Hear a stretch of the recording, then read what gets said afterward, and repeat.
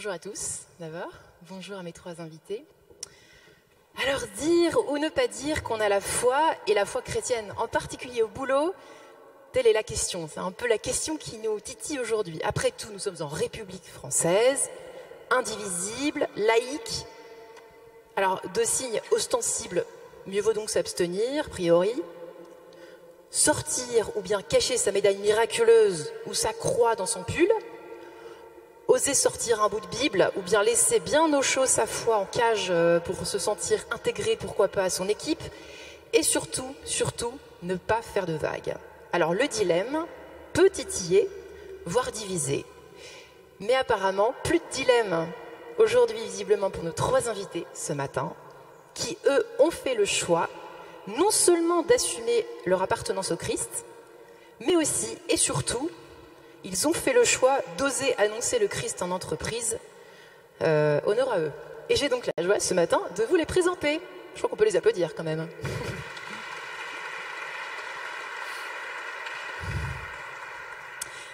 Alors Isabelle Camborde est avec nous pour commencer. Bonjour Isabelle. Bonjour. Parlez bien fort dans votre micro. Alors vous êtes consacrée dans la communauté de l'Emmanuel. Vous êtes engagé définitivement dans le célibat depuis 7 ans maintenant et vous travaillez comme contrôleur aérien, et oui, à l'aéroport de Roissy-Charles de Gaulle, dans un milieu donc plutôt masculin, un milieu de mecs et plutôt peu chrétien. Voulez-vous ajouter quelque chose pour votre présentation, Isabelle ? Non, c'est exhaustif. Pour le moment, ça va. Eh bien, écoutez, dans ces cas-là, on va passer à Jason. Je ne sais pas s'il faut dire Jason ou Jason. Je crois qu'on va la jouer en Jason. C'est très bien, oui. Jason Trépanier. Bonjour Jason. Alors vous êtes d'origine américaine, marié depuis 27 ans, vous avez 3 enfants et vous êtes cadre dirigeant dans un groupe international de gestion d'actifs. Vous avez fondé et animé avec votre épouse l'école pour servir l'évangélisation du diocèse de Versailles entre 2011 et 2020. Et vous êtes également doctorant en théologie au Centre Sèvres à Paris. J'ai tout bon ? C'est bien ça. Nous sommes également aux équipes Notre-Dame avec mon épouse. Je fais un peu de pub pour les END. Voilà. Et on passe enfin à Yvon. Bonjour Yvon Savy. Alors vous êtes breton, émigré à Paris pour vos études à Sciences Po et au Langso. Vous avez ensuite rejoint une grande banque française à la Défense, dans les tours là-haut, pour travailler dans le financement de projets et des grandes entreprises, sans arrêt entre Paris, Lisbonne, Pékin, Genève. Votre épouse et vos 4 enfants vous ont suivi dans toutes vos expatriations et vous êtes désormais responsable du parcours Zaché du côté de la Défense. Vous êtes également, c'est Laudato Si, et l'écologie intégrale que vous faites partager dans les tours des bureaux, de votre bureau, ou à Notre-Dame de Pentecôte, toujours à la Défense, pour promouvoir la finance durable et responsable. Ça nous intrigue. On va en parler, évidemment. Ça suffira pour la présentation ? Oui, puis on rajoute Laudato Si là-dedans, et voilà, ce sera un portrait complet. Laudato Si, très important. Très important. Alors, première question.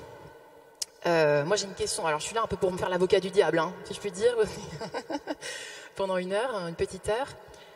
Moi, j'ai quand même une question qui me vient tout de suite à l'esprit. Je sais pas vous de l'autre côté, et moi j'en ai une, c'est est-ce que c'est vraiment le lieu, le boulot? On n'est pas là pour fanfaronner, sortir l'évangile et crier, hurler qu'on croit en Dieu, Isabelle. Ça peut paraître étrange, cette confusion, difficile à percer. Alors oui, a priori, le boulot, on y est là pour travailler. Après, on n'est pas, je pense, on n'est pas saucissonné, c'est-à-dire qu'on est chrétien, et on est chrétien dans la chapelle, on est chrétien à la maison, mais on est aussi chrétien au travail. Ouais. Et Jésus dit, de toutes les nations, faites des disciples, donc soyez chrétiens aussi au travail, et que les autres le sachent un petit peu aussi quand même. Et juste pour rebondir sur ce monde du ciel, avec lequel vous êtes connectés tout au long de vos journées, au fond, il y a une attraction. De prime abord, on peut dire peut-être qu'ils sont intrigués par ce qui se passe au-delà du ciel, le grand ciel peut-être, ou pas forcément, ou au contraire, c'est pas vrai du tout. Non, je pense pas plus qu'ailleurs, je crois pas, je l'ai pas vu, non. On va passer à Jason. Voilà. Je pense que dans votre question, derrière, on entend un peu cette parole de Jésus, rendez à César ce qui est à César et ce qui est à Dieu à Dieu. Et je me dis parfois que les chrétiens interprètent un peu mal ce propos. Parce que pour nous, c'est une manière effectivement d'expliquer qu'il y a une sorte de division à respecter. Or, je crois que quand Jésus répond ça, en fait, c'est une boutade. Il est à moitié sérieux. Ou il y a peut-être une autre manière d'entendre les choses. Qu'est-ce qui est à César? L'impôt. Qu'est-ce qui est à Dieu? Tout. Tout est à Dieu. Quand nous allons à la messe le dimanche, qu'est-ce que nous offrons à Seigneur toute notre vie? Et je pense que Jésus ne dit pas autre chose. Donc parfois ça nous arrange de se dire, tiens, César et l'Église, mais en réalité c'est une invitation à tout donner à César, au Seigneur, tout en reconnaissant ce qui appartient à ce monde. Mais Dieu et César ne sont pas sur le même plan. Ils ne sont pas en concurrence. C'est nous, chrétiens, qui sommes dans ce monde en tension, mais soyons clairs, nous sommes tout donnés à Dieu, tout en étant dans le monde. Et donc, oui, en entreprise, on vit cette même tension, ce même dynamisme. Yvon, vous êtes d'accord avec ce qui a été dit? Oui, et je dirais même peut-être que c'est le moment le plus important, en fait. Au-delà de notre unité de vie, Dieu continue de travailler, et donc Dieu travaille avec nous. Jésus est dans notre barque, il a recruté les apôtres directement sur leur lieu de travail, sur le bord de la plage quand ils allaient à la pêche. Et en plus, matériellement, nous y passons une grande partie de notre vie, de nombreuses heures, de nombreux jours. Donc pour moi, c'est là que ça se passe. Et donc peut-être même le plus important, c'est là qu'on transforme les choses dans notre vie d'activité. Et pourtant, vous pouvez comprendre que ça peut faire peur. J'imagine, les uns les autres, vous hochez de la tête, c'est bon signe. Isabelle, comment ça vous est venu? Alors, on sait que vous vous êtes consacré depuis des années, donc est-ce que c'est d'une certaine façon plus facile pour vous, au départ, d'avoir osé parler du Christ? La première fois, vous vous en souvenez, la première fois que vous l'avez fait ou pas, dans le monde du contrôle aérien? Je l'ai fait de façon assez discrète avant d'être en bleu et blanc.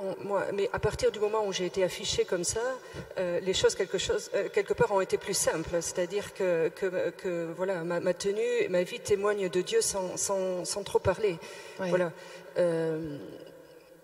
De façon naturelle, voilà. Ouais. Et donc, mais pourquoi est-ce aussi difficile? Parce que je pense que c'est aussi pour ça que autant de personnes sont venues vous voir aujourd'hui, chacun d'entre vous, c'est qu'ils ne savent pas comment se comporter. Rentrons dans le vif du sujet, Isabelle. Qu'est-ce que vous répondez à ces personnes? C'est pas simple de oser la première fois, oui, je suis catholique, je vais sortir ma croix de mon truc. Enfin, qu'est-ce que vous leur répondez ce matin à ces personnes, par exemple, hein? Moi, je parle pas de Jésus comme ça directement, j'attends qu'on me pose la question. Hein. Voilà, alors, depuis que je suis en bleu et blanc, les questions, elles viennent assez facilement, elles viennent voilà, les personnes savent que je suis consacrée, savent que j'ai donné ma vie au Seigneur comme ça, et donc s'ils ont une question, ils vont venir. Et de fait, ils viennent. Hein. Et j'ai régulièrement beaucoup de questions, des témoignages à donner, etc., et beaucoup de gens qui viennent vers moi. Qu'est-ce qui revient souvent dans les questions? Je demanderai ensuite à Jason et Yvon, mais qu'est-ce qui revient comme interrogation? Moi, ils me demandent régulièrement pourquoi je suis dans le monde près d'eux et pas dans un couvent, dans un monastère. Donc ça, voilà, ils me demandent si j'ai des temps de prière, ils me demandent un peu ma vie, etc. Voilà, après ils viennent me voir quand il y a un coup dur chez eux, quand il y a une épreuve à traverser, voilà, ils vont me poser des questions d'église aussi sur ce que dit le pape, voilà, il y a plusieurs choses. Oui. Jason, et chez vous, comment ça se passe justement? Et qu'est-ce que vous avez d'abord peut-être répondre à la question que j'ai posée à Isabelle, si ça vous... Oui. Moi, d'abord, je suis un évangélisateur assez médiocre. Et en fait, c'est avec cette mission que vous avez citée il y a une dizaine d'années, l'évêque de Versailles, suite au synode qui a eu lieu, a demandé à mon épouse et moi d'imaginer puis de fonder ce qu'il appelait l'école pour servir l'évangélisation. Et on n'était pas franchement des missionnaires zélés à l'époque. On était aux OND, moi j'ai un côté un peu plus intello, donc on était un peu surpris par cette demande. Et en fait, ça nous a vraiment transformés. En deux mots, la mission de cette école, c'est d'aller être une sorte de levier ou un facilitateur dans les paroisses pour les rendre davantage conscients des enjeux de la mission aujourd'hui. La paroisse, c'est pas forcément un lieu évident où on est naturellement missionnaire. Et donc, c'était ça notre mission. Mais en faisant cela, en fait, c'est moi qui ai été transformé, c'est moi qui ai été touché par cette mission, et ça a vraiment changé ma manière de concevoir l'évangélisation. Et on a compris que évangéliser, annoncer la foi, témoigner de ce qu'on est, n'est pas du tout simple, mais pas à cause du monde, pas à cause des conditions extérieures. Le problème, c'est nous. Le problème, c'est nous. Est-ce qu'on ose? Est-ce qu'on a vraiment à cœur? Est-ce qu'on a ce souci que ce qui nous porte soit donné au monde? Et le problème, c'est que nous sommes timides, nous sommes introvertis, nous ne sommes pas confiants en nous. Et moi, le premier. Et j'avoue que le jour où j'ai pris conscience de ça, ça a vraiment transformé ma manière de concevoir ma vie en entreprise, dans la famille, etc., etc. Et on ne vous a pas jugé pour autant, finalement, Jason? On ne vous a pas jugé autrement? On ne vous a pas mis sur le banc pendant un moment au début? Pas du tout, parce que j'étais discret. Alors, il se trouve que je fais partie un peu des cadres dirigeants. Donc, je fais attention, je ne peux pas aller interpeller les gens, je fais attention de ne pas forcément aller interroger les gens qui travaillent pour moi. Donc, je dois rester assez discret. Mais les gens savent pertinemment ce que je fais. Et du coup, effectivement, on me regarde différemment. Ça me met une certaine pression, ça devient une sorte d'exigence, mais les gens le savent et il faut l'assumer. Mais du coup, c'est difficile. Et il y a une sorte de devoir d'exemplarité dès lors qu'on affiche le fait qu'on est chrétien. Ça, c'est intéressant. Ils vont une exemplarité, double exigence. Oui, c'est en effet un peu compliqué. J'avais une question récemment d'un collègue qui me disait « mais c'est facile, tu as la foi, tu crois, etc. » Je lui dis « non, c'est pas facile. C'est d'autant plus difficile qu'il faut être exemplaire. Mais du coup, quelquefois, il faut déverrouiller la question et dire que nous aussi, nous sommes en chemin. Et quelquefois, il faut être modeste sur nos péchés, nos faiblesses, mais dire on cherche. Et en fait, je suis un chercheur. Et quand j'affiche une icône sur mon bureau, quelquefois à l'oral, des positions, etc., je suis en effet très délicat. Vous l'avez dit, il faut être dans cette position dit je cherche, mais je cherche activement. Et très vite, on se rend compte, pour confirmer ce que tu disais, Jason, qu'en fait, nos contemporains ont une grande soif de cette recherche. Et donc, en fait, on sous-estime la façon dont ils attendent quelquefois ce message de recherche, de paix, de miséricorde, d'amour, quelquefois aussi d'exigence personnelle, et on peut leur répondre. Alors, une icône sur un bureau, ça ne suffit pas, il faut être exemplaire, et puis petit à petit, je pense, avec toute une question d'organisation, à plusieurs, paver la voie et organiser des choses. Quelles sont les choses Comment ça se passe au début? C'est-à-dire, les personnes viennent, la démarche vient d'eux ou de vous? Comment, pour qu'on soit bien d'accord? Alors, il y a les situations classiques où, lorsqu'en tant que chrétien, je vais être interrogé parce qu'il y a un grand moment de vie chez mon collègue ou ma collègue, un baptême, un mariage, un décès, et c'est l'occasion d'un échange simple. Mais je pense qu'au-delà de ce comportement basique, il faut aller au deuxième niveau. Et pour mon humble exemple, je pratique la question en aparté, donc en bilatéral, 2 à 2, tranquillement, un déjeuner, une marche en allant au transport, etc. Et avec une question, et toi, comment Dieu te parle? Qu'est-ce que c'est que Dieu pour toi? Et là, on respecte tout à fait le chemin de l'autre, on écoute, mais on a déclenché quelque chose. Et toi, pour toi, Dieu, qu'est-ce que c'est? Et ça marche. Oui. Ça passe. Oui. Alors, il faut savoir quand le feu est vert, orange ou rouge. Il faut sentir. Mais quand on sait que le feu est vert, ça marche. Et puis on est du coup dans une relation de confiance, juste à 2, tranquille, et ça marche. Isabelle, vous êtes d'accord apparemment? Oui, moi je demande souvent, mais toi est-ce que tu as la foi? Ou alors tu n'as pas la foi? Et puis la personne va se livrer. Et puis j'essaie de connaître un peu mes collègues aussi et de me dire, comme disait Yvon, mais voyez, on est tous en recherche et je me dis, mais celui-là, celle-ci, là, quel est le pas qu'il pourrait faire? Voyez, qu'est-ce qui va le toucher? Qu'est-ce qu'il est prêt à franchir comme pas maintenant? Et qu'est-ce qui va l'aider? De quoi il est passionné? Vous voyez, un collègue qui est passionné d'histoire, ouais. Je vais lui acheter un livre qui va parler d'histoire. Là maintenant, ce qui touche beaucoup, c'est Laudato Si. On a beaucoup de collègues qui sont touchés par l'écologie. Laudato Si, c'est tout à fait un petit ouvrage qu'on peut offrir. voyez. Il m'est arrivé d'offrir les confessions de Saint-Augustin à quelqu'un qui recherchait un peu plus activement. Vous voyez, de savoir un petit peu, mais quel est le pas que je peux accompagner. Voyez, voilà. Il s'agit d'un véritable enjeu de société, on peut le dire, hein, en écho à ce que vous venez de dire tous les trois, au fond. Jason, je ne vous ai pas posé la question, effectivement, comment ça se passe quand ça vient d'eux, quand ça vient des personnes est-ce que les personnes vous cherchent d'abord sur ce terrain-là ou pas, spirituel, j'entends? Et est-ce que c'est de plus en plus le cas qu'avant?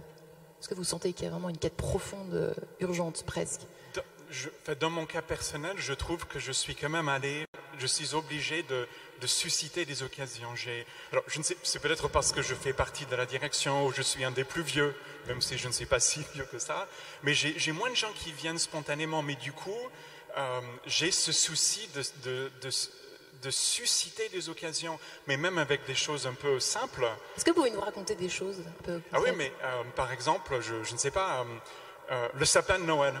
Je pense que ça arrive encore qu'on ait des sapins de Noël dans l'entreprise, même si c'est un risque d'incendie, mais bon. Je me souviens un jour, des assistantes avaient mis un sapin de Noël dans leur bureau. Alors moi, j'ai fait le naïf et j'ai dit, tiens, mais en fait, ça signifie quoi un sapin de Noël? Pourquoi on a des sapins de Noël, en fait? Et bien sûr, elles ne savaient pas. Et j'ai osé une réponse. Je ne sais pas si elle est fondée théologiquement, mais j'ai dit, je me demande si ce n'est pas parce qu'à Noël, c'est Jésus qui rentre dans le monde, c'est-à-dire c'est la vie éternelle qui rentre dans le monde. Et le fait que le sapin est toujours vert, c'est ça le signe de la vie éternelle. Alors, elles étaient ravies, elles avaient le sens du sapin de Noël. Il fallait l'oser, il fallait chercher. Je n'ai pas osé dire, le bois du sapin, c'est aussi le bois de la croix. J'aurais pu le dire. Ou une autre fois, j'étais à la photocopieuse. Et comme il se doit, la photocopieuse était en panne. Il y avait, comme toujours, il y avait quelqu'un qui attendait, que je connaissais depuis 6-7 ans. Je ne savais pas quelle était sa foi. Et elle me dit, tiens, chaque jour suffit sa peine. Pareil, j'ai fait le naïf. Je dis, mais en fait, ça vient d'où ça? Mais elle me dit, c'est l'évangile. Je dis, ah bon, tu connais l'évangile? Je dis, bah oui, c'était l'évangile d'il y a 2 semaines.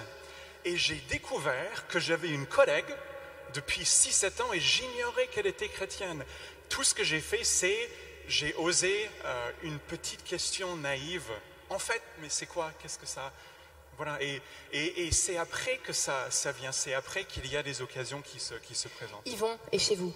Oui, je voulais même poser derrière votre question une deuxième question.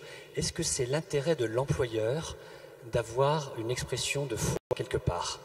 Et en fait, ce mois-ci même, dans notre entreprise, nous avons un grand questionnaire au personnel. Donc, 100 000 personnes sont questionnées sur leur rapport à l'employeur, la confiance, la vision stratégique, etc. Et à la fin, il y a une question dans notre profil. Est-ce que vous vous sentez respecté dans ce que vous êtes? Je ne sais plus la question exacte, mais c'est ça. Dans ce que vous êtes quand vous venez au bureau. Derrière, il y a une question aussi diversité, sans doute une question LGBT derrière, des choses comme ça, politique et autres, mais c'est de dire, est-ce que vous vous sentez respecté dans ce que vous êtes?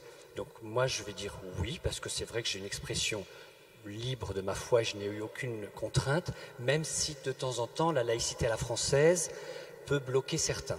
Mais bon, dans mon entreprise, ce n'est pas le cas. La question, c'est que l'employeur, évidemment, a intérêt à avoir quelqu'un dans tout son potentiel. Et mon potentiel intellectuel, il est aussi nourri par mon potentiel spirituel. A fortiori dans ce que je fais dans la RSE et la finance durable, la transformation pour le développement durable de la finance, etc., il est aussi nourri d'une vision un petit peu transcendantale, eschatologique que j'ai de mon métier. Et donc je pense que je suis un d'autant meilleur banquier si je suis quelqu'un qui est uni dans ma vie de foi et dans ma vie professionnelle. Et la question après de la laïcité française, c'est de voir ça comme une laïcité positive. Ce n'est pas l'interdiction de l'expression de la foi, c'est au contraire l'expression égalitaire et respectueuse de tous. Et donc ça veut dire qu'aussi mes collègues musulmans, juifs, athées, bouddhistes, etc., je les écouterai volontiers et nous serons collectivement tous mieux si on a un bout de vie spirituelle qui peut être exprimé dans notre vie professionnelle. Donc en fait, effectivement faire la part des choses, vous avez raison de le souligner peut-être Yvon, c'est intéressant d'analyser quelques instants. C'est pas du prosélytisme non plus, c'est pas on n'embrigade pas les gens. Et il faut trouver l'équilibre entre se cacher la honte vraiment, de dire non, ça c'est le dimanche et le soir, tranquillement avec mes potes et en famille, et puis le travail, il faut que je sois très républicain, et c'est tout finalement. Isabelle, parce que quelle est votre vision des choses là-dessus, sur l'équilibre à trouver? C'est pas simple, hein. C'est pas simple. Vous, peut-être que c'est simple parce que vous êtes depuis des années consacrés, vous assumez quelque part votre foi et puis votre rôle dans ce monde du contrôle aérien. Oui, c'est pas simple parce que moi personnellement, je suis en plus dans la fonction publique, donc j'ai un devoir de réserve. Donc je suis très contente de pouvoir aller habillée en bleu et blanc. Je rentre la croix. Vous rentrez votre croix? Non, je la rentre. Hein, parce que moi je suis plus à l'aise déjà comme ça, par respect aussi pour ceux qui ne partagent pas ma foi. Et voilà, par devoir de réserve, je suis très contente qu'on me permette de venir habiller comme ça. Et moi, mon but, vous voyez, c'est sur le long terme, hein, l'évangélisation de nos collègues de travail. Mon but, c'est de pouvoir revenir demain, quoi, et de pouvoir continuer à être là parmi eux le lendemain, hein, et pas qu'on me dise bon, ben maintenant tu viens habiller différemment. Oui. Non, mon but, c'est de pouvoir continuer cette œuvre. Voilà, le prosélytisme, moi, je crois de toute manière que ça ne marche pas parce que la personne est libre et qu'on ne peut pas forcer quelqu'un à aimer, on ne peut pas forcer quelqu'un à croire. Et donc, il faut respecter le chemin, que ça prenne du temps, le chemin de chacun. Quelle a été la rencontre bouleversante, sinon marquante, dont vous pouvez nous faire partager quelques extraits, parce qu'on n'a pas beaucoup de temps, mais aujourd'hui, ce matin, pour essayer de comprendre un petit peu dans les faits, dans le concret, sur le terrain, comment ça se passe, justement, cette rencontre spirituelle dans le milieu du travail. Isabelle, est-ce que je peux vous demander, est-ce que vous avez un souvenir ben là, je peux citer, là j'ai la grande joie d'accompagner un collègue de travail qui demande le baptême, par exemple. Et qui vient d'un monde complètement... oui.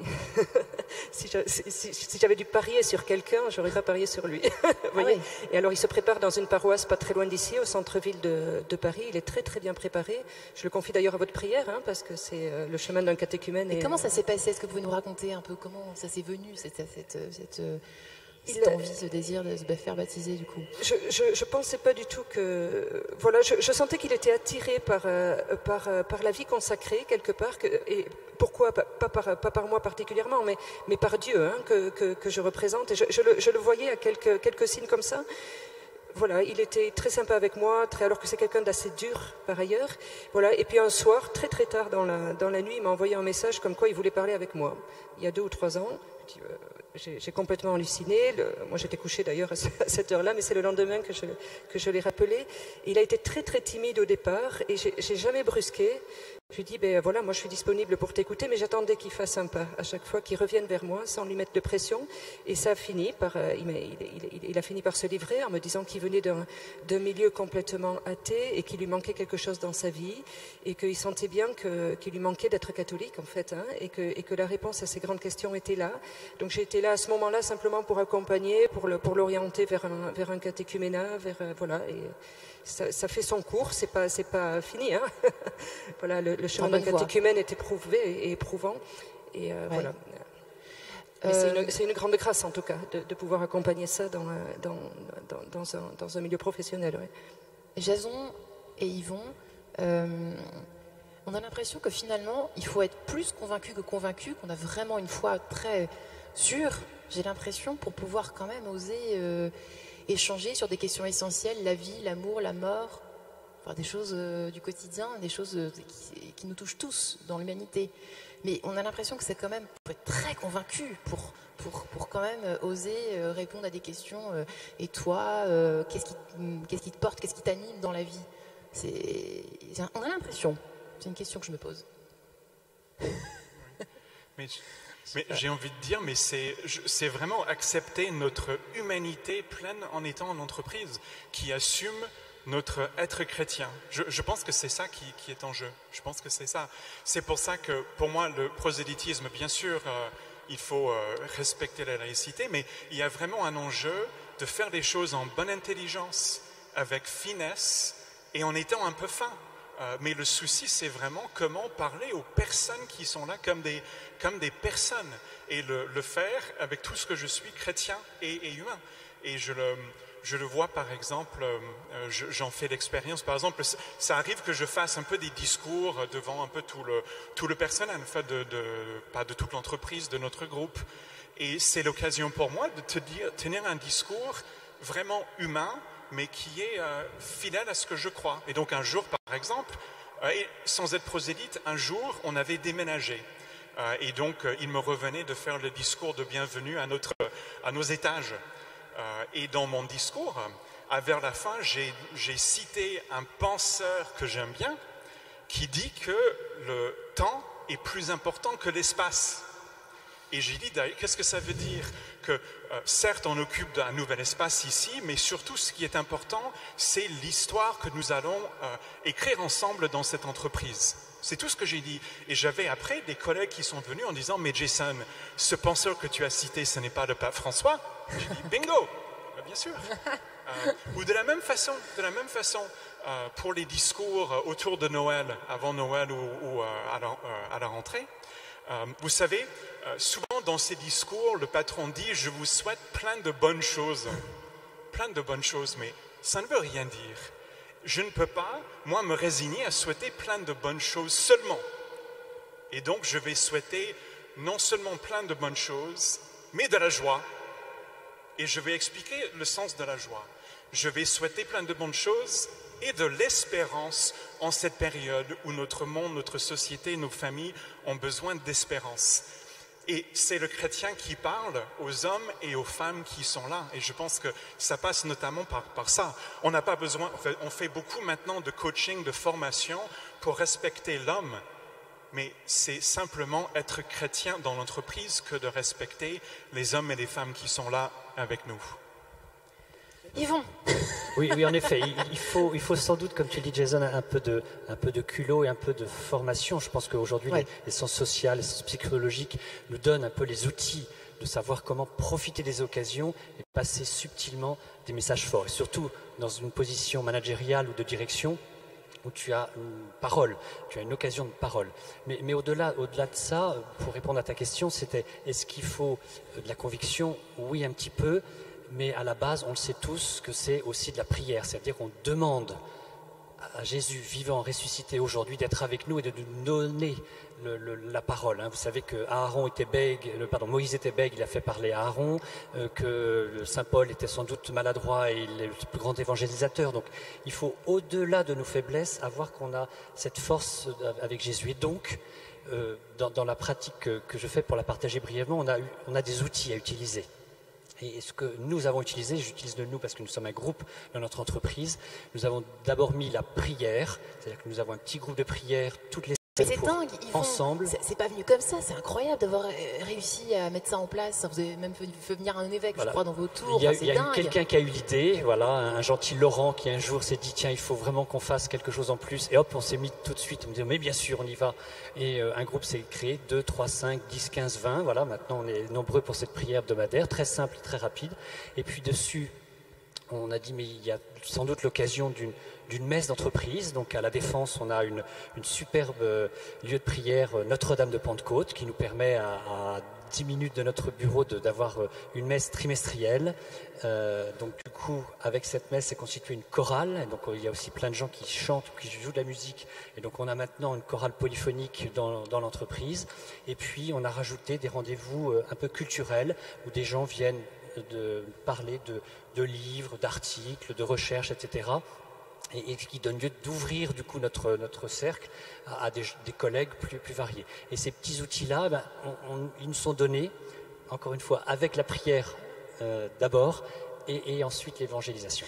Et Laudato aussi cartonne dans la finance. On a l'impression, ça y est, c'est... Ça y est, alors explosion, ce serait... Voilà, c'est une contamination positive, pour être dans l'air du temps, contamination positive. Et encore une fois, comme on disait, nos collègues attendent ça. Ils ont envie de ça, et Laudato aussi permet d'ouvrir tellement de choses concrètes, spirituelles, intellectuelles, de foi et de raison, c'est magnifique. Et pourtant, ça peut paraître surprenant dans le monde, même dans le domaine de l'ingénierie du ciel, l'aiguillage du ciel, si je peux dire, dans le milieu de la finance, on s'attend à tout sauf à ça. Vous êtes deux financiers, tous les deux. Ça paraît quand même assez ahurissant. Pardonnez-moi d'insister. Oui, non, mais c'est parce que derrière la question, c'est de dire quel est l'intérêt de la finance. La finance, c'est à la fois du revenu et de la gestion du risque. Et en fait, quand on regarde le risque, il est réel, avec la dégradation de la planète, du climat, etc. Donc le banquier, l'assureur, l'investisseur, ils vont forcément regarder la question du risque. Donc ça, c'est le premier niveau. Et puis, deuxième niveau, revenu et stabilité du revenu. Les financiers aiment ça. Un revenu stable, croissant éventuellement, mais stable. Et donc, si on a une dégradation de la planète qui rend les revenus volatiles et risqués, ça ne va pas. Et donc, si on rentre dans la finance durable, qui réduit le risque et stabilise le revenu à moyen et long terme, ça va. Donc, c'est idéalement, intellectuellement, quelque chose de facile pour la finance. Oui. J'ai abondé dans ce sens, mais le christianisme est intelligent et a des tas de choses à dire au monde. Encore faut-il que les chrétiens que nous sommes se forment pour pouvoir les dire. Parce que dans le milieu de l'entreprise, on est à bac plus 5, on est bac plus 7. Et souvent, en christianisme, on est à bac moins, je ne sais pas. L'enjeu de se former et d'avoir le courage et du culot et d'être aussi habité par ce souci quand même de porter la bonne nouvelle au monde. Isabelle, ça vous fait sourire tout ça? C'est vrai que ça paraît inattendu.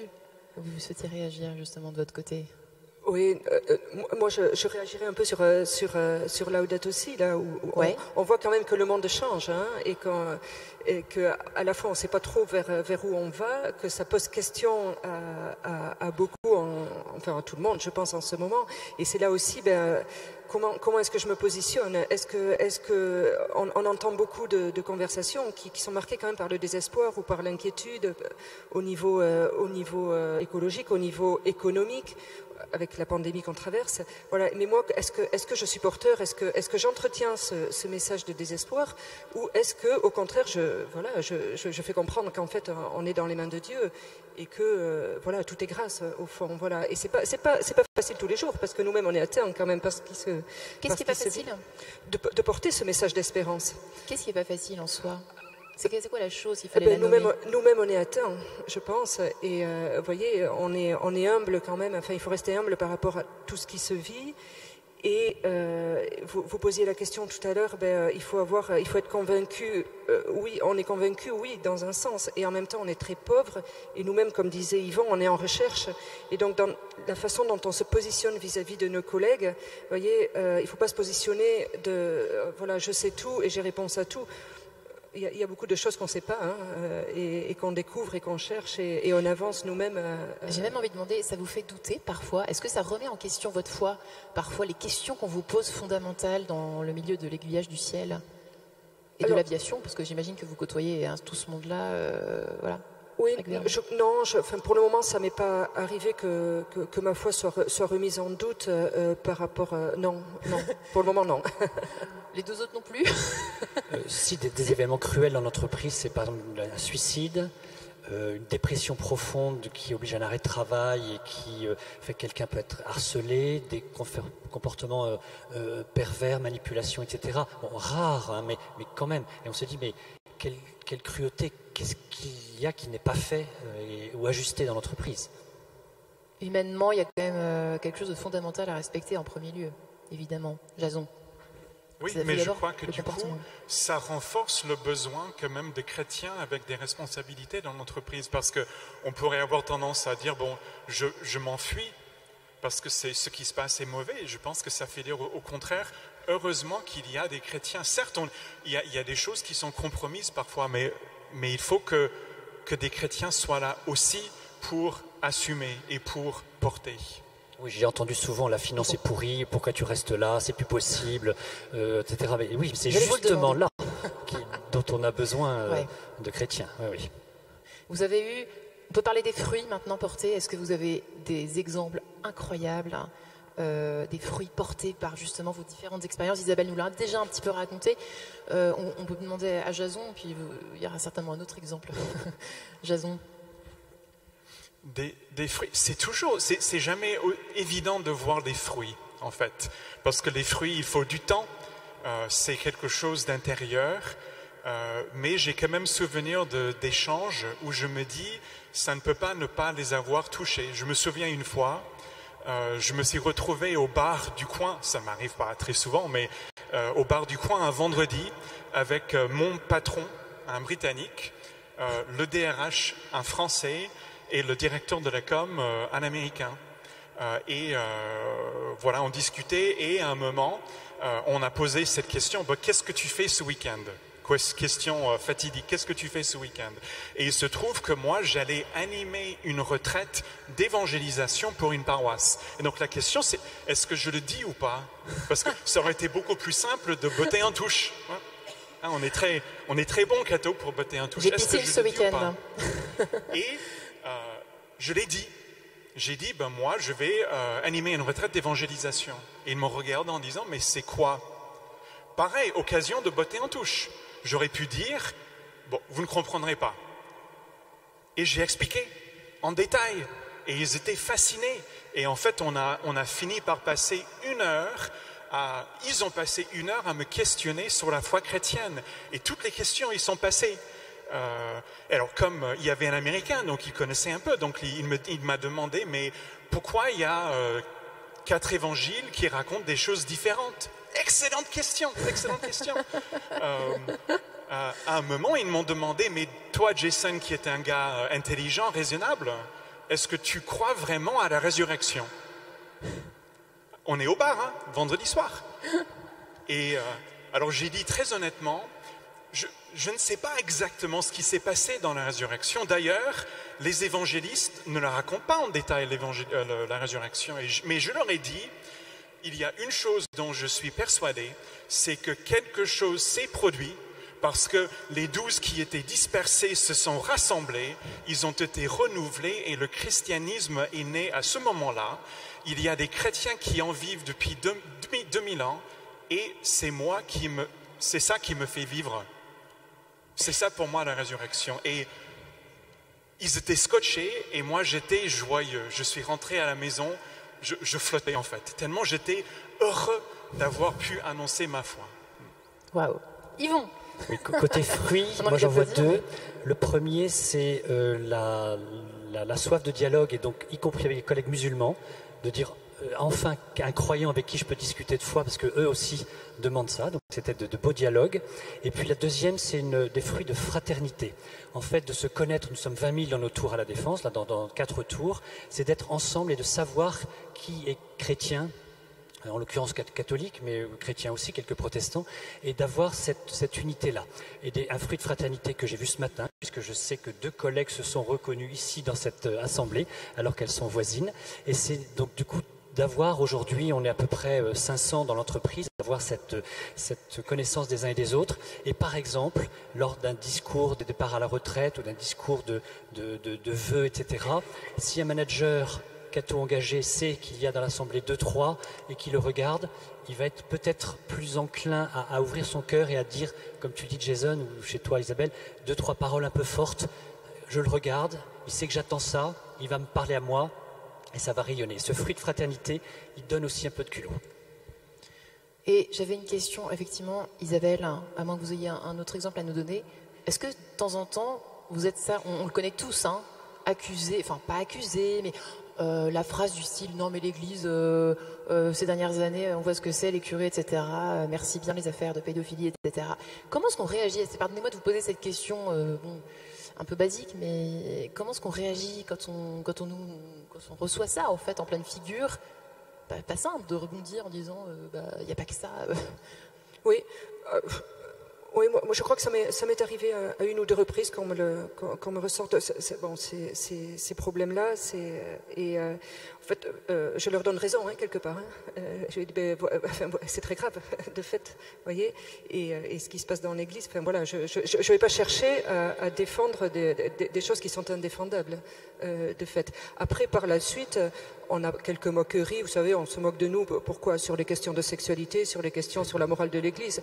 Là, je pense qu'il faut savoir prendre les choses avec humour, hein, voilà, et puis rester bien droit dans ses bottes et fier tout en étant humble de ce qu'on vit, vous voyez, sans se positionner au-delà, mais pas se laisser déstabiliser par des... vous voyez, moi, dans mon travail, c'est assez masculin, donc parfois les conversations le sont un petit peu aussi.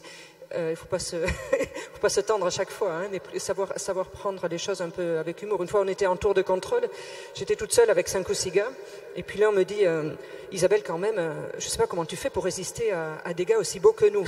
Non, moi non plus, je ne sais pas comment je fais. Les beaux gosses du ciel.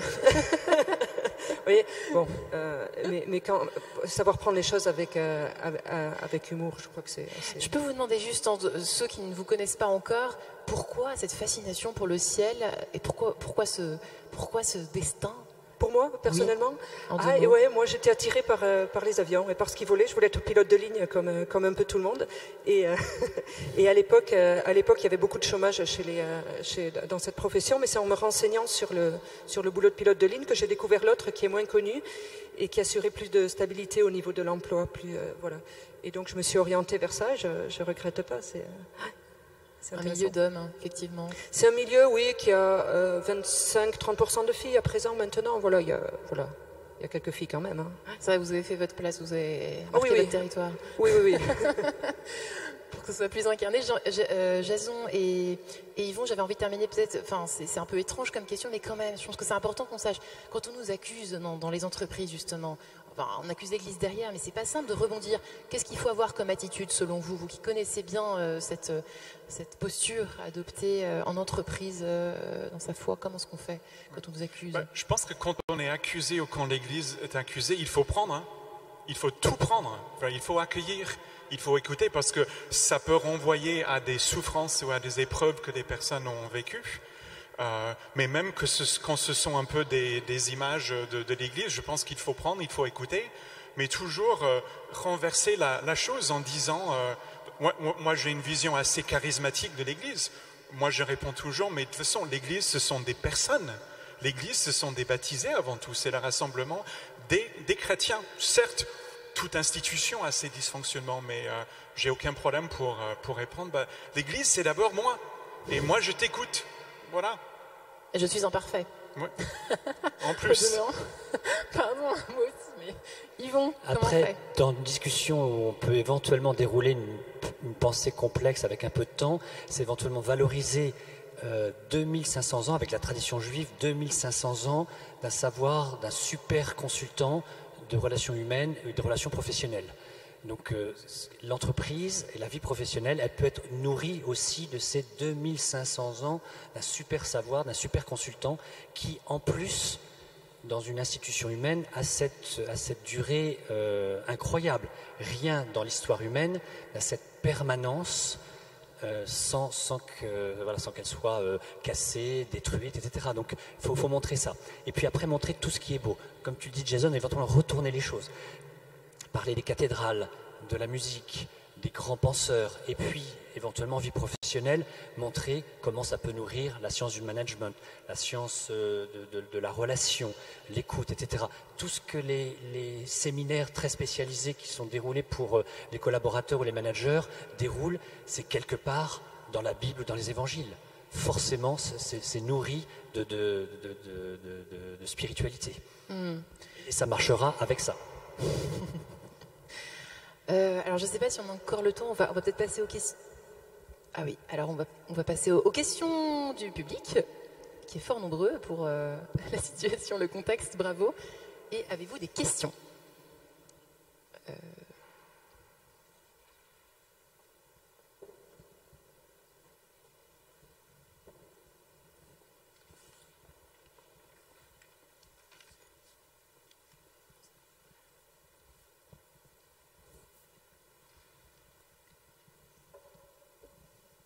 Bonjour, merci à vous quatre.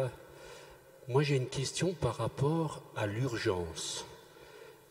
Je vous ai écouté et j'ai trouvé très important la discrétion, le temps qu'il faut pour faire tout ça. Et j'ai bien écouté vos exemples qui sont très beaux et que quelquefois l'on vit nous aussi dans nos paroisses ou dans notre travail aussi.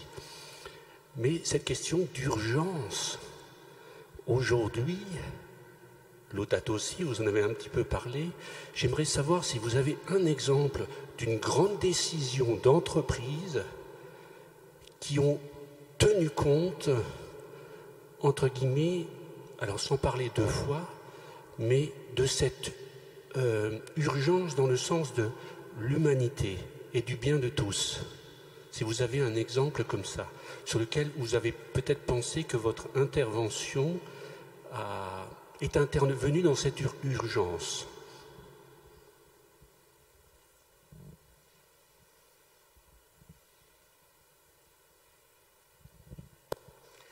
Alors, pour moi, je pense que c'est en train de se passer maintenant à cause des sujets environnementaux, climatiques et sociaux. Donc, cette urgence qui est importante, ça, on trouve beaucoup le mot aussitôt dans les évangiles. Jésus dit à Zachée, descends vite. C'est maintenant que ça se passe. Et donc, c'est quelque chose d'important. On le voit maintenant. C'est en cours de transformation. Donc, pour répondre à votre question, moi, je pense que c'est cette année 2020-2021 que les choses vont vraiment se débloquer et que la façon dont les médias, la société scientifique, la société politique et le pape, l'Église en général, avec Laudato Si, c'est collectif, déclenchent ça. Je pense que c'est comme ça que je pourrais répondre. C'est en train de se passer. Voilà. Je rajouterais peut-être deux choses. C'est, je pense que le temps du confinement a révélé un peu l'urgence des relations entre nous, et je pense que le confinement a changé notre manière d'interagir, et je crois qu'on a découvert l'enjeu du souci des uns et des autres, et du coup, je ne sais pas comment ça s'est passé chez vous, mais on était tous à distance, mais on a multiplié les rencontres en vidéo, les réunions du personnel, on passait beaucoup plus de coups de fil, j'ai envie de dire gratuitement en fait, pour se soucier des personnes, pour garder le lien, et je pense que on a découvert un peu l'urgence, on se répète un peu, des relations humaines, de reconnaître les uns et les autres et nos besoins un peu essentiels. Et je pense que le confinement a un peu réveillé ça. Mais l'autre point, quand j'entends l'urgence, pour moi, l'urgence, c'est ce qui doit motiver le chrétien en permanence. L'urgence de l'annonce. Alors ça ne veut pas dire qu'on va le faire de façon précipitée ou maladroite, mais l'urgence, c'est: est-ce que j'ai toujours le nom dont Paul parle dans la lettre aux Philippiens, dans la messe d'aujourd'hui? Est-ce que j'ai le nom qui est là, dans les yeux, dans l'esprit, derrière la langue, prêt à jaillir lorsque la situation se présente? C'est ça l'urgence du salut, c'est ça. Est-ce que le nom peut jaillir? Est-ce que la rencontre est possible ici et maintenant? Et je pense que c'est ça l'urgence qui doit nous motiver et qui se traduit dans toutes les situations qu'on a évoquées en fait. Oui, et pour moi, je rejoins aussi Jason et Yvan. L'urgence, c'est ça, tout en sachant que ce n'est pas une évangélisation de rue. C'est-à-dire que nos collègues, on les reverra le lendemain, on va les revoir sans doute plusieurs mois, plusieurs années.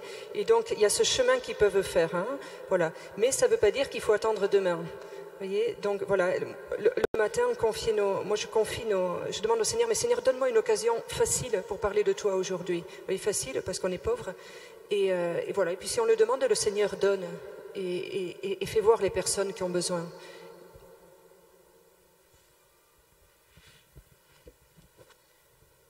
Je voudrais d'abord faire un petit témoignage et puis vous poser une question, juste pour dire que moi j'ai l'occasion de parler de ma foi avec mes collègues qui ont aussi une foi, les juifs, les musulmans, et je trouve que c'est un moyen facile de parler de nos positions chacun, de ce que l'on fait à l'occasion d'une fête de notre religion ou de la leur. Donc c'était le témoignage que je voulais partager avec vous ce matin. Et puis une petite question, comme il y a urgence, qu'est-ce que je fais demain matin avec mes collègues ? Est-ce que vous avez un truc à me donner pour commencer dès demain matin ? Il faut connaître un peu les collègues, mais voilà, peut-être penser à un en particulier, à qui je peux laisser une parole qui va pouvoir lui lui faire faire un bout de chemin. Voilà, comment je vais passer mon temps de pause? Est-ce que je suis derrière moi, derrière l'ordinateur là, à faire mes petits trucs, ou est-ce que j'en profite pour aller dans un bureau, aller saluer quelqu'un qui, je pense, en a besoin? Est-ce que je vais discuter avec le bouc émissaire, là, celui qui est le sujet de toutes les critiques, parce qu'on aime bien, on en a tous un comme ça dans le couloir ou dans l'entreprise? Est-ce que je vais montrer au contraire que moi je cautionne pas, voilà, ça peut être ça, je vais demander des nouvelles de la famille alors? Moi, ça serait un truc comme ça. Et puis peut-être quelqu'un, hier j'étais écouter une conférence dans une église à Paris. Peut-être qu'à quelqu'un on pourra dire ça. Et ça soulèvera des questions, une interrogation, etc. Moi, je me pose la même question. Fort de tout ce que j'ai vécu ce week-end, qu'est-ce que je vais faire demain? Quel chrétien est-ce que je vais être au bureau demain matin? Moi, je partage cette question. Alors pour répondre concrètement, je pense que vous pourriez acheter Laudato Si, 3 €, lui dédicacer spécifiquement 1 ou 2 paragraphes pour l'inciter à rentrer dedans, parce qu'autrement ça peut sembler abrupt, et lui donner comme ça une touche personnelle. Il faut rentrer, je pense, par la relation personnelle. Un petit cadeau et hop. Vous dites, hier j'étais dans une église à Paris, j'avais une bonne sœur, elle est contrôleur aérien. Vous voyez, ça va, ça va faire parler, hein. Ça va faire peur aussi. Moi j'ai une question, c'est plus une difficulté. Mes collègues ne sont pas malveillants du tout, ils savent que je suis chrétienne, mais par contre je trouve qu'il y a beaucoup d'indifférence, pas beaucoup de curiosité. Typiquement avant-hier, un collègue m'a demandé la fameuse question: qu'est-ce que tu fais ce week-end? Donc je lui ai expliqué que j'allais au congrès mission. Et derrière, il y a régulièrement des perches comme ça, mais ça rebondit pas derrière avec des questions. J'ai l'impression que, ils sont bienveillants, mais ils s'en fichent en fait. Ça les intéresse pas plus que ça, et donc je trouve ça difficile d'aller au-delà du coup. Oui, j'ai envie de dire, je pense que ça c'est un problème qu'on a tous. Alors quel est le terrain possible pour un dialogue? Et si on n'a pas directement le terrain chrétien ou religieux, comment faire? Mais en fait, il y a des tas d'autres terrains où on peut les rejoindre. Moi, ça m'arrive de le faire avec des collègues sur le terrain de la vie conjugale et de l'amour. Parce que tout le monde aime quand même. On n'a pas besoin d'être croyant pour aimer sa femme, aimer ses enfants. Moi, ça m'est arrivé de discuter avec un collègue en disant: mais pour toi, d'où vient l'amour? Et j'ai dit, moi, je me pose la question, d'où vient la capacité que j'ai découverte en moi d'aimer lorsque j'ai l'impression que je n'y arrive pas? Ou même, je me rends compte que je suis aimé par ma femme, notamment, alors que je ne suis franchement pas aimable. Et je dis, moi, cette capacité infinie d'amour, moi, ça m'interroge. Et je pense qu'on peut aller sur beaucoup de terrains comme ça, où on peut rejoindre les personnes qui se rendent compte qu'il y a des dimensions d'éternité, de dépassement, de transcendance, et on a des choses à dire, et je pense que les gens peuvent entendre ces choses de cet ordre-là. Et c'est vrai que donc il y a le sujet environnemental, climatique, le sujet d'amour conjugal, familial, etc. J'en rajouterai un troisième, notamment en vie professionnelle, c'est celui de déstresser les personnes lorsqu'on nous avons tous des obligations de performance, de comparaison, de challenge, de réussite en entreprise. Peut-être le chrétien, il peut apporter une certaine distance par rapport à ce que c'est le succès ou l'échec, la reconnaissance de la faiblesse, donc de ce que nous on appellera miséricorde, et qu'en entreprise on peut appeler bienveillance. Et là, avec ces trois, environnemental, amoureux ou bienveillance, je pense qu'il y a des pistes pour enclencher le dialogue. Moi, il m'arrive de citer avec humour une phrase de l'Évangile qui est connue, quoi. Je donne un petit exemple. En ce moment, chez nous, là, il y a un petit conflit avec notre administration, comme il y a souvent. Et alors, ça râle et ça critique et tout ça. Moi, je vais dire comme ça, mais avec humour, aimez vos ennemis, voyez. Et alors là, ils savent très bien d'où ça. Et ça fait rigoler. Et en même temps, ça fait parfois couper court aussi aux critiques. Et voilà, c'est des petits trucs comme ça. Hein. Mais c'est quand même une question, hein, parce que de fait, on est on a beaucoup de collègues qui n'ont pas de questions et qui s'en fichent, quoi. Et donc, comment susciter un truc, c'est de fait une question. Moi, j'essaie aussi, moi, de me dire, mais parmi eux, quel est celui qui s'en fiche peut-être un peu moins que les autres et à qui je pourrais faire un pas. Oui, l'indifférence est plus difficile que l'opposition. Parce que l'opposition, on est déjà finalement, c'est une question. L'indifférence, c'est non, oreille, bouche fermée, yeux fermés. Bonjour et merci pour vos interventions, pour vos très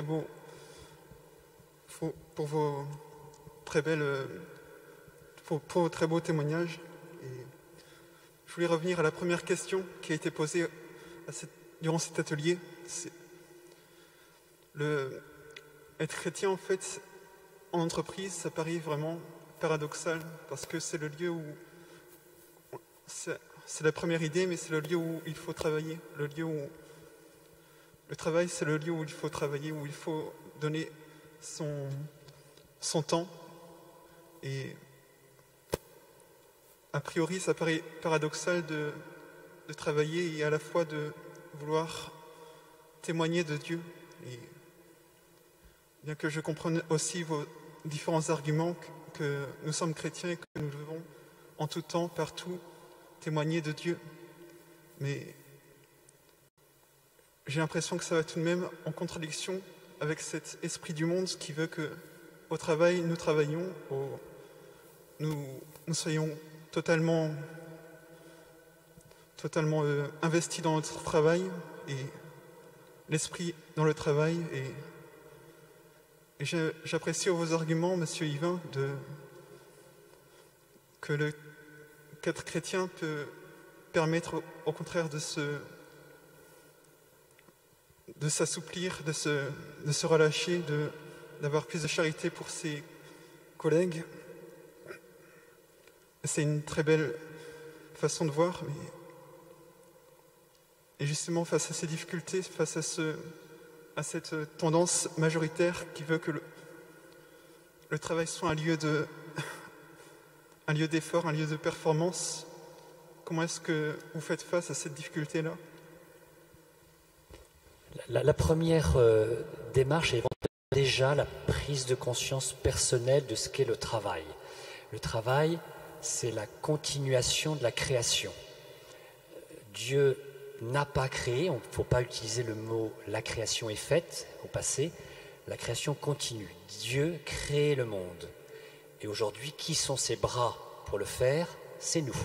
Donc nous sommes directement des organes divins pour continuer la création. Voilà le sens de notre travail. Une fois qu'on a pris conscience de cette immense dignité qu'est le travail, et donc de cette immense douleur qu'est l'absence de travail ou le chômage, on peut éventuellement dire autour de nous, mais quel est le sens de ce qu'on fait ? Et chercher dans tout travail, toute mission. Et donc, au sens du travail, il faut mettre toute activité humaine. La mère de famille, elle travaille. Le retraité, dans toutes ses activités, etc., il travaille. Donc tout ce qui est travail rémunéré ou non rémunéré, quel est le sens ? Et aujourd'hui, c'est là, c'est avec cette question de sens, en posant la question autour de nous, à nous-mêmes, à nos collègues et à notre employeur, qu'on va montrer qu'il y a forcément quelque part une dimension spirituelle. Oui, je rajouterais juste, c'est vrai que il y a quelque chose de difficile. On peut vivre le chrétien au travail. Ça peut être une sorte de tension. Mais le vrai défi pour nous chrétiens, c'est de ne pas vivre ça comme un tiraillement. C'est vraiment de rester ce que nous sommes, d'être le même bonhomme, chrétien, père de famille, à la maison, ici à l'église et au boulot. C'est un vrai défi, mais je crois que c'est notre appel. Jésus ne fait pas de nous des agents secrets ou des légendes, si vous connaissez le bureau des légendes.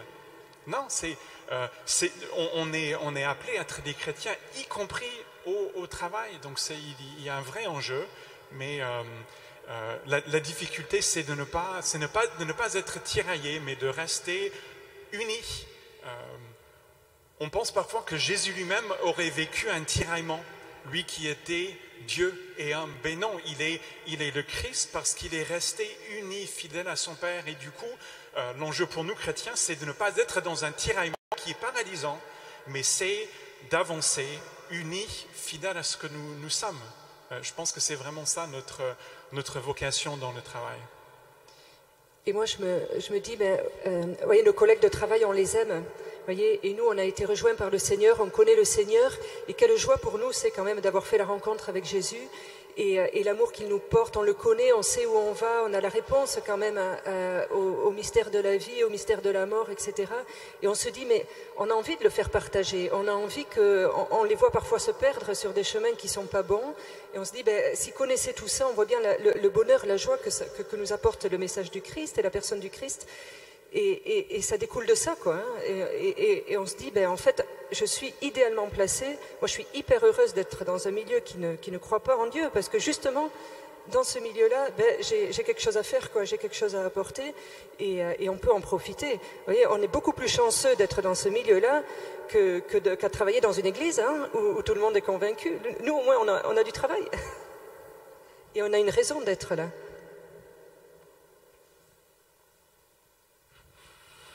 Le sens d'être le sel. Hein, le sel de la terre, c'est ça, c'est être. Je vous remercie pour ces armes d'évangélisation que vous nous donnez ce matin. J'ai une question que je voudrais poser, du moins c'est un conseil que je voudrais avoir auprès de vous.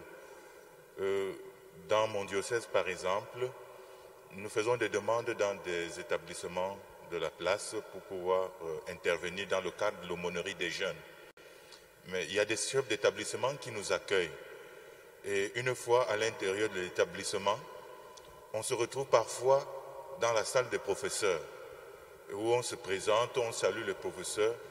On a en face de nous une certaine indifférence au point où on se demande où est-ce qu'on va commencer, par quel bord nous allons commencer notre mission dans cet établissement. Puis après, le chef d'établissement qui vous met au contact des élèves, vous croyez que les élèves vont être assez tout de suite dynamiques pour commencer à vous poser des questions. Ils vous regardent, vous vous présentez comme prêtre. Le prêtre c'est quoi? Le prêtre c'est qui? Ainsi de suite. Et puis, quelquefois, vous êtes un peu bloqué. Vous dites, mais on commence par où? Voilà. Et on commence par dire bonjour et à essayer de faire la rencontre avec les personnes, je pense. À se présenter, à demander un petit peu, et puis à sentir celui qui sera un peu plus sympa que les autres. Vous voyez, engager une discussion, essayer de faire connaissance avec les personnes. Moi, je dirais ça. Oui, c'est de ne pas arriver sans doute avec ses certitudes, et le fait d'être prêtre, d'avoir un col romain, etc., on a l'impression d'être le sachant, ou celui qui a raison, qui croit qu'il a raison, etc. Et c'est, pour moi, poser des questions. Et toi, qu'est-ce que Dieu pour toi, ou comment ça va, et qu'est-ce qui est important pour toi? Et cette écoute positive permet d'enclencher le dialogue. C'est ce qu'on appelle aussi en sciences humaines l'écoute active. Comment je rentre dans l'autre. Il y a quelques outils là-dessus qu'on trouvera facilement. Bonjour. Avez-vous déjà eu des guet-apens auprès de vos collègues? C'est-à-dire, voilà, moi j'ai eu une fois une expérience où un collègue avait organisé un repas avec un musulman, et c'était pour faire une battle, pour qu'il voie entre moi, le chrétien, et lui, le musulman, qu'on puisse tirer la bourre finalement. Et avez-vous déjà eu ce genre de cas, et comment vous en êtes sortis?